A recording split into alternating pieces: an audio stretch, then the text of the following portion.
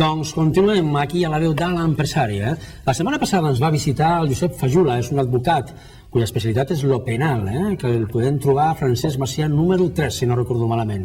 Jaume? Correcte. Va contar, es va explicar anècdotes, es va explicar pensaments, va explicar cites, inclús de l'època dels romans, i considerem que és oportú que estigui aquí perquè va ser, a part de divertit, va ser també bastant eloqüent. Així que aquí el tenim un altre cop, Jaume? Sí senyor, benvingut. Gràcies per ser amb nosaltres una vegada més.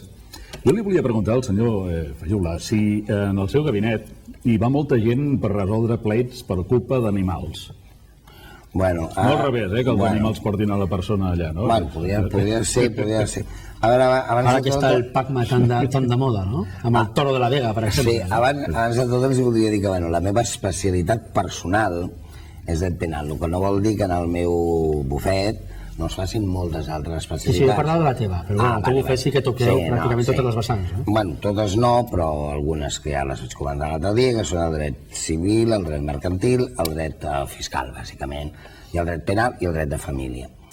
Aleshores, tinc la sort, això no ho vaig dir l'altre dia, però volia dir, tinc una sort de tenir un equip molt qualificat, magnífic, ben estructurat i sense el qual jo no podria fer res del que faig.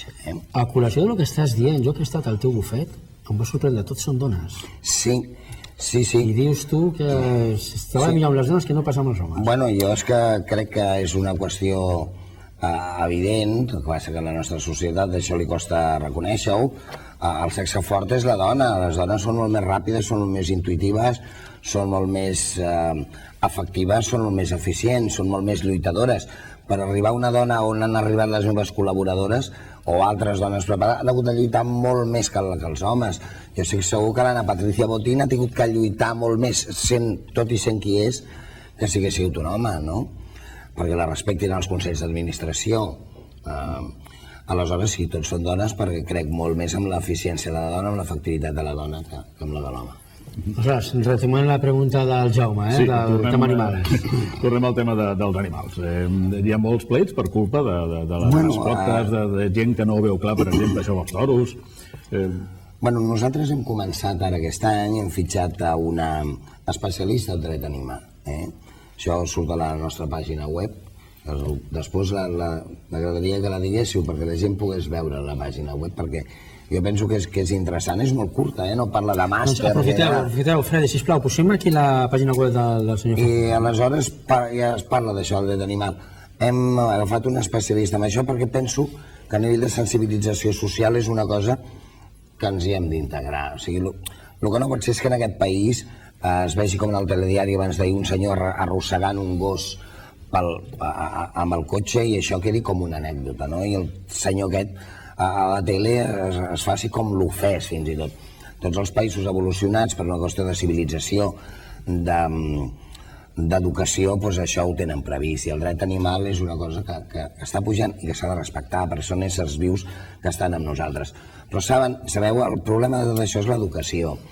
Mentre hi hagi, que va sortint al Facebook també, que va dir una col·laboradora del despatx, i està penjat en el nostre Facebook un torero, que ara no sé com es diu, que per ensenyar al seu fill el que eren els braus, les curses de braus, li va donar un punxó i un bé, un corderito en castellano, perquè el nen anés punxant, va saber com se matava el toro, clar.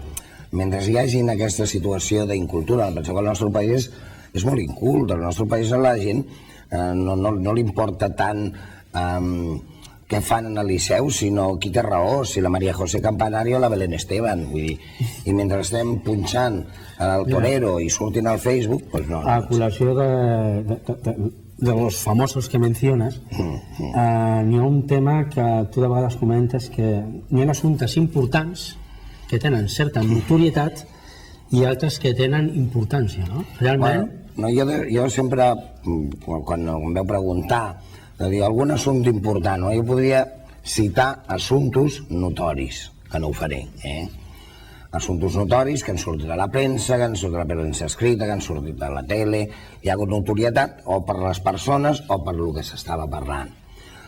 Però això no vol dir que sigui un assumpte important. Jo penso que un assumpte és important per la persona. per la persona que té un problema, el seu problema és el més important. I en el nostre despatx partim de la base de que aquell senyor que el volen fer fora del pis de lloguer, per posar un exemple, encara que potser és un exemple massa recurrent, és igual d'important que el banc que té una querella que li han de posar, que li demanaran 500 milions d'euros. Quin és l'assumpte més important? Home, potser el que té més notorietat serà el del banc, però la importància dels dos és exactament la mateixa. Parlant de bancs, i ara que ho esmenta, la gent del carrer tenim alguna possibilitat d'establir plets amb els bancs i de guanyar-los? Home, n'hi ha. N'hi ha, el que passa que s'ha de lluitar, s'ha de lluitar molt. És difícil lluitar contra un banc. És difícil, jo he estat, ja no em sembla que ho vaig dir la setmana passada, molt de temps portant tota l'àrea penal d'un gran banc, a l'estat espanyol. Aleshores, el banc té tots els mitjans econòmics per fer una guerra, i pot resistir un procés que és costós, que és desgastador. Aleshores, és fàcil ser l'abogat d'un banc, però només has d'anar movent les peces. El particular que va contra un banc té que tenir les coses molt clares per fer punt al banc. Si no se li fa punt al banc, no es aconsegueix res, perquè aguantar un pleit per un particular llarg és molt costós. Nosaltres hem tingut molts èxits contra els bancs. Precisament una de les meves col·laboradores, no sé si era la Mongoia Belló o la Francesca Lara, surt en el Facebook que diu fulana de tal el azote de la banca, perquè per les preferents hem guanyat moltíssims pleits contra bancs que els han condemnat amb les costes. Podríem dir que n'hi ha justícia per a rics i per a pobres? Sí, per això mateix que acabo de dir.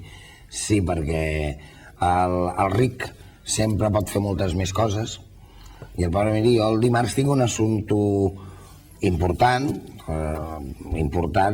pel despatx, important per nosaltres, perquè és un tema d'una guàrdia i custòdia. I en el judici nosaltres ens hem pogut valdre de psicòlegs, de grafòlegs, d'assistents socials, de psiquiatres, de detectius, sin límite. Per què? Perquè el meu client tenia la possibilitat de fer-ho. Si no hagués tingut, en el jutge no li haguessin pogut donar tota aquesta informació que el pot portar donant-se la raó, no? I aleshores no sempre guanya qui té raó, no sempre guanya qui té raó. Josep, com se te va ocórrer ser advocat, a tu? Portaves a dins des de petit? Va ser per la pastilla anticonceptiva, Això, aquesta pregunta... Sí, que sempre l'has comentat en alguna ocasió. Sí, no, això va sortir en el llibre dels 40 advocats de Barcelona. Jo traia molt males notes a la religió i anava al col·legi de la Salle Condal, a Barcelona, i com que em van demanar a l'Hermano, ens va demanar un voluntari per defensar la pastilla anticonceptiva, i uns altres la criticarien. He de dir que l'ensenyament de la Salle, tot i que religiós, era un ensenyament molt liberal en aquest sentit. I, jo com que suspenia, em vaig oferir voluntari, vaig tenir que anar documentant. Quan jo tenia 15 anys, ara en tinc 58, vaig començar a estudiar-me allò per fer una explicació, un altre feia d'acusador, jo feia de defensor. I vaig pensar, ostres, això està bé, això és divertit. I la pastilla anticonceptiva, la llibertat en aquest sentit, en l'elecció de la maternitat, però clar, això s'ha de veure traspolat a quan jo tenia 15 anys, que això en un col·legi, que un col·legi de capellans et diguessin això, ja era el seu. Estem parlant de fa 43 anys. 43 anys, a la Salle Condal, exactament, sí, encara me'n recordaria el nom del professor si ho pensés. Marc. Ha pensat en algun moment determinat que en el seu temps lliure dedicar-se a fer monòlegs en el Club de la Comèdia o alguna cosa d'aquestes? Ho dic perquè, Déu-n'hi-do, vostè és un llibre, Podria explicar moltes... És que clar, quan et passen moltes coses, saps moltes coses, aleshores pots expressar moltes coses. Sí, no ho he pensat, però amb els diàlegs que faig diàriament, pensi que a vegades de monòlegs ja en fem, Jo em va passar en una ocasió que no em feien cas en un tribunal i ara ho estava fent un monòleg perquè és que s'estaven adormint. I a més, el més trist d'això, el que desmotiva molt a molts, és que ho veus que s'adormen, perquè no se n'amaguen. La gent canvia de canal, No se n'amaguen, el tribunal no se n'amagava. Y qué suerte tengo de estar ante los tribunales de justicia de España, porque si estuviera ante los tribunales de justicia del Ayatollah Khomeini, no tendria la seguretat. I quan van sentir Ayatollah Khomeini, es van despertar. I aleshores el seu monòleg, almenys el seu monòleg, escoltat l'informe. Tienes una cita que utilizas habitualmente de Napoleón concretamente que dice que cuando quiero hacer algo busco un hombre y cuando no quiero que se haga nada nombro una comisión. Sí, bueno, sí, això ho va dir Napoleó Bonaparte. Per mi el Napoleó Bonaparte i Julius Cèsar són els dos juristes de referència en tota la història, no? I sí, en deien algunes de molt ben dites. El Napoleó va dir això, que és una cita vigent. Estàs dient que les comissions no serveixen per res? No, però que és molt difícil treballar en una comissió. Treballar en una comissió, ara parlarem aquest, ara consultarem en l'altre, veurem, tu fes un informe... Jo no conec cap comissió en aquest país, i parlo de política en aquell moment, que hagi servit per res. Bueno, res. I ara no parlava... Ni una sola. En cap cas, ni de corrupció ni de res. No parlava de comissions polítiques, jo parlava del bon del dret. No, però jo em vull referir al bon del dret, no vull entrar a parlar de política, sisplau. Que sé que tens discurs polític. Bueno, sí, com tothom. No t'hi picaré, tots el tenim. És igual. No entrarem, no? Però això del Napoleó, el clar exemple és les comunitats de propietaris. Napoleó Bonaparte va parlar de l'home perquè les dones en aquest sentit en aquell moment no existien, no? I va dir, clar, quan vull fer alguna cosa, algú decideix, i quan no vull que es faci, no nomeno una comissió. Home, hi ha multinacionals, hi ha moltes empreses que perquè per l'escalafon et donin l'ok per un projecte, passa el temps, i com que falta un ok, una cosa que ja està preparada no es pot portar a terme. I això passa en el món del dret, quan són diversos abogats, quan hi ha diversos pèrits, que tothom s'ha de posar d'acord, i al final, per arribar a consensuar, doncs és difícil. Aleshores, això del Napoleó és vàlid. Explica'm, jo estic convençut que tens més d'una anècdota a la teva carrera professional. Sí, alguna que es pugui explicar? Home, tots els abogats. Perquè la gent a casa no se'ns dormi, que ja sé que no. Bueno, doncs podria... Que no es passi com aquell judici de l'Ayatollah que comentaves abans. No, una anècdota molt senzilla. És sobretot també la mentalitat dels clients de diferents nacionalitats. Jo tinc la sort de tractar amb clients de diferents nacionalitats. Clar, això enriqueix molt perquè et permet d'alguna manera conèixer coses. Miri, un senyor concretament de nacionalitat ucraniana, polític, va ser citat per la Fiscalia Superior d'aquí de Catalunya, el fiscal jefe anticorrupció, tota una parafernàlia. Clar, quan anem allà, si citessin a qualsevol de nosaltres, anem una mica espantats, perquè dius, bueno, tota la policia judicial i el blanqueo, jo què sé. I aquest senyor es va posar a parlar amb el fiscal, hi havia la traductora, hi havia tothom, tota la comissió judicial, per així dir-ho. I aleshores, de cop i volta, diu, stop! Tothom es va quedar parat. I li va dir una cosa a l'orella a la traductora, ningú sabia el que deia, i la traductora, ni corta ni perezosa, va dir exactament això. Diu, dice el señor tal, amb accent rus, el señor tal, que en Ucrania es de muy mala educación no saber el nombre de quién habla. Y el señor tal hace más de una hora que habla y no sabe cómo se llama el fiscal. Y no hablará más hasta que no sepa el nombre del fiscal. I al fiscal li va tenir que dir el nom perquè si no aquell senyor no declarava. També s'ha de dir que era un senyor ucranià, però potent, que havia sigut un polític important. Però clar, normalment, amb aquestes coses, i tot i que el fiscal li hagués pogut dir me llamo Estado Espanyol i no hagués passat res. No tinc temps per més, estic fora de temps. Només una pregunta, a veure si me la pots contestar curteta. Sí. Què penses tu dels macrobufets? I el teu no és petit, No, a veure, estem una altra vegada... Ho podem explicar o no? Sí. Toca? Sí, es pot explicar. No, jo penso... A veure, i els macrobufets n'hi ha meravellosos, magnífics i que funcionen a part de bé, però nosaltres ara, per exemple, hem tingut un assumpte d'una separació, com es diria, important no, transcendent sí, perquè es parlava de molts milions de dòlars.